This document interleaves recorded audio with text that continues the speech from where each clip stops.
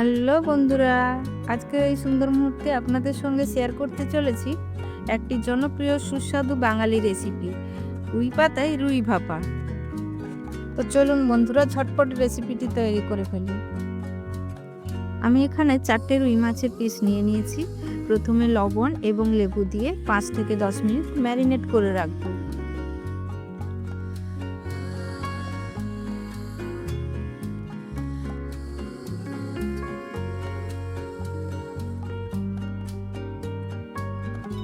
এটা ম্যারিনেট হতে থাক, ততক্ষণে আমরা ঝটপট মশলাটা তৈরি করে নিই।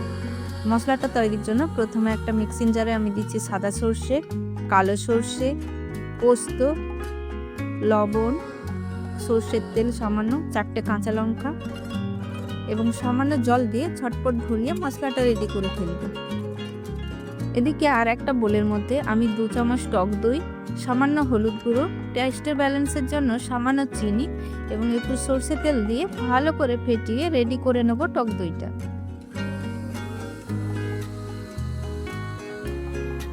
দেখুন বন্ধুরা, আমার সর্ষে এবং পোস্ত পেস্টটা অর্ধেকটা রেডি হয়েছে।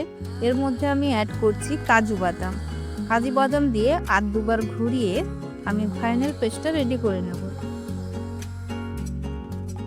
এবার ফাইনালি আমার পেস্টটা রেডি হয়ে গেছে। এবার এই পেস্টটা আমি মাছের মধ্যে, ম্যারিনেট করা মাছের মধ্যে দিয়ে দিচ্ছি।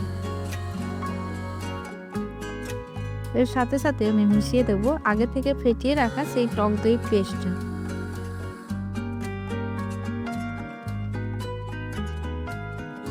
এবার এর মধ্যে দিচ্ছি সামান্য সর্ষের তেল, স্বাদ অনুযায়ী লবণ। এবার সব কিছু ভালো করে একবার মিশিয়ে নেব।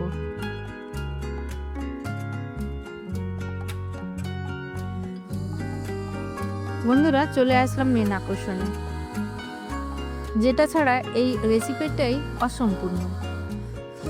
আমি এখানে ব্যবহার করছি একটু বড় সাইজের পুঁই পাতা, যাতে আমার মাছটা ফোল্ড করতে সুবিধা হয়, এবং শক্ত ডাঁটটা কেটে বাদ দিয়ে ফোল্ডের সুবিধা মতো রেডি করে নিচ্ছি পাতাটাকে।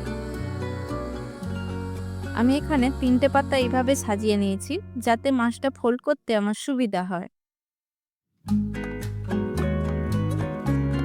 এই পাতাগুলোর মাঝখানে দিয়ে দিচ্ছি একটা মাছের পিস এবং ওপর থেকে দিয়ে দেব সামান্য গ্রেভি।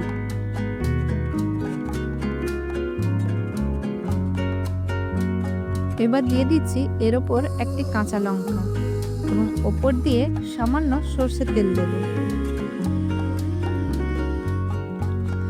এবার ভালো করে ফোল্ড করে একটা সুতোর সাহায্যে এটা বেঁধে রেডি করে নেব।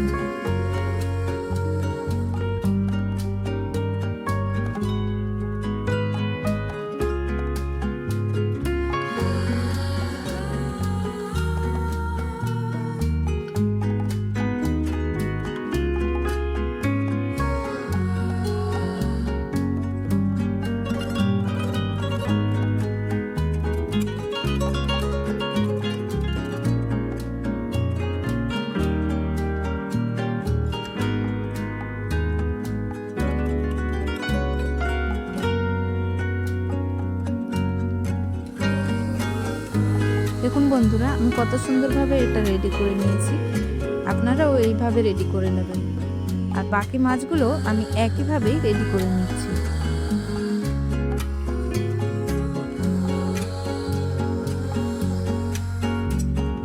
এবার গ্যাসের উপর একটা ফ্রাইং প্যান বসিয়ে হালকা গরম করে তার মধ্যে দিয়ে দিচ্ছি সামান্য সর্ষের তেল।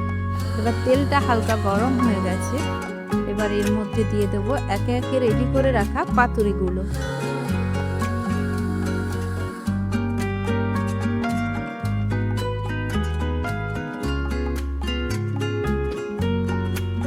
এবার একটা ঢাকনা দিয়ে 10 থেকে 15 মিনিট আমি কুক করে নেব। দেখুন বন্ধুরা, আমার 10 মিনিট হয়ে গেছে। এবার অন্য সাইডটা উল্টেও আবার 10 থেকে 15 মিনিট ঢাকনা দিয়ে কুক করে নেব একইভাবে।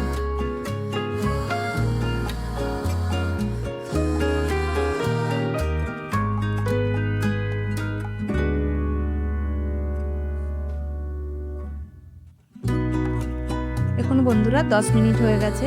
দুই দিক পাতুরিটাও সুন্দরভাবে হয়ে গেছে এবং ঢাকনা খোলার সঙ্গে সঙ্গে সুন্দর একটা স্মেল আসছে। এবার একটা পাত্রের মধ্যে একে একে পাতুরিগুলোকে সাবধানে তুলে নিতে হবে।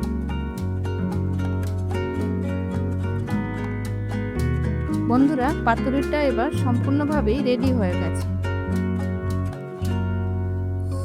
এবার গরম গরম ভাতে আপনার প্রিয়জনকে পরিবেশন করুন। এতক্ষণ সঙ্গে থাকার জন্য অনেক ধন্যবাদ। এতক্ষণ দেখছিলেন নিয়ন্ত্রণ। আমার রেসিপিটি যদি ভালো লেগে থাকে লাইক, কমেন্ট এবং সাবস্ক্রাইব করে আমার সঙ্গে থাকবেন।